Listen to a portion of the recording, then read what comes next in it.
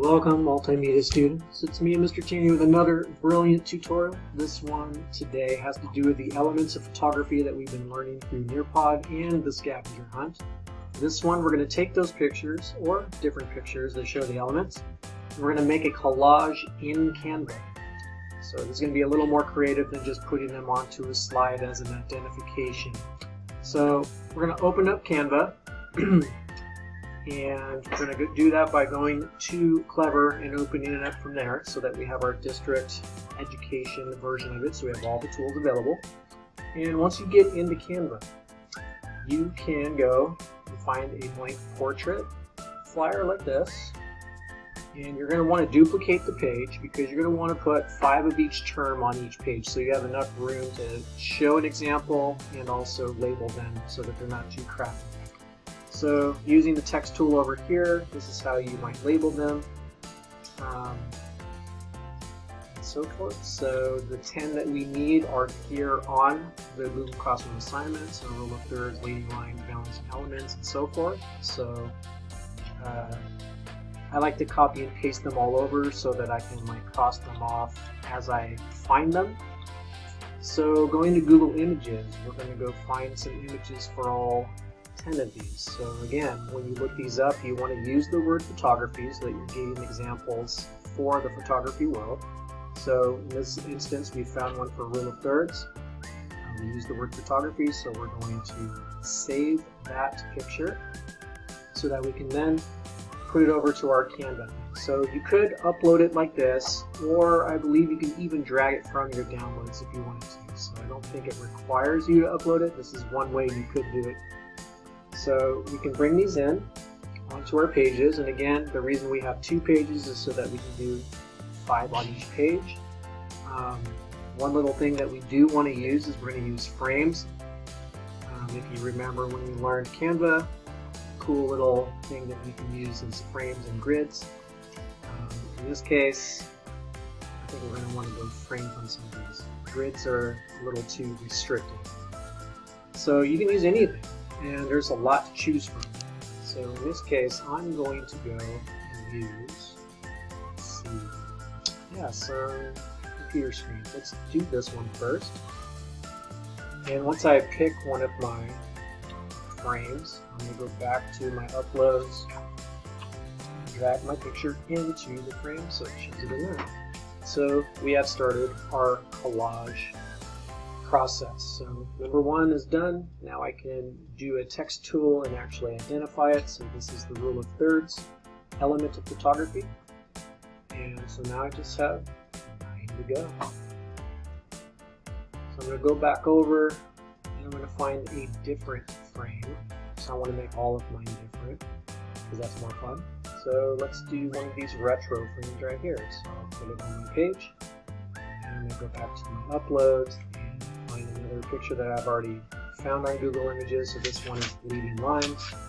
So I can duplicate this text instead of creating the new one. Just drag it over and put in my new label for leading lines. So now I've got 2 out of 10. Moving on, so let's find a different type. So a blob frame I'm going to put in here. So just going to kind of place it temporarily over here, and I can mess around with these once I have all 10 in place to make it look a little better. So let's drag this over. This one is going to be framing. So once again, I can duplicate my text box and drag the new text box down so that I can identify my new term right here. Once I get this, I will have 3 out of 10. This also does represent viewpoint because you are looking up from something. So this could be viewpoint or framing. So you want to make sure you're doing that. So I'm taking these out of my list as I place them on the page. That's why I copied and pasted them from Google Classroom.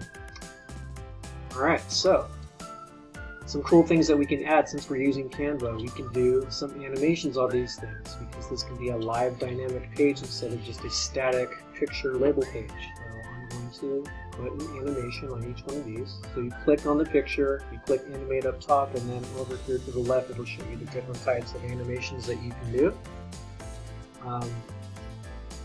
With your text, you can actually change text style, text color.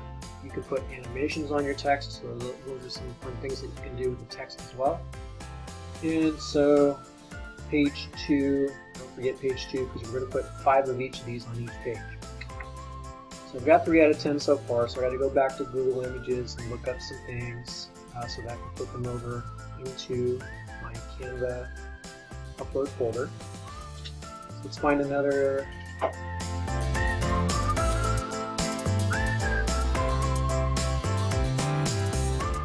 Oh yeah, we're gonna see if we can search some photography just right inside of Canva. So let's see, photography background. All right, so I'm gonna put a background on these pages so it's not just blank white. So let's find one that I like. This one looks pretty good. Okay, so I can make it cover the entire page. Once I have it cover the entire page, I can click position and send it to the back so that everything else is on top of it. So that makes this look a lot better than just a blank white canvas. And now my text isn't really easy to see, so I'm going to change my text to white instead of black. So this is how you do that in Canva. And we are well on our way to getting this assignment finished up. So 3 out of 10, looking good. Here's what the rest would look like. Through the magic of video editing, I've got all 10 there. And as you can see, I used some grid lines instead of frames for some of these on the bottom page. So the difference between grids and frames, you can see the difference. And they work the same though. Once you put a grid in, you drag in the picture that you want in that particular grid thing. And once you're done, you're going to share. Make sure you put the wolf eye instead of locked out. Actually change this so that you can see your animations. You can change it to a MP4 video, or you can change it to a GIF if you're going to be using animations so that you can see them. But I'll see them either way because you're sharing the link. And that is the assignment. I will see you back in class.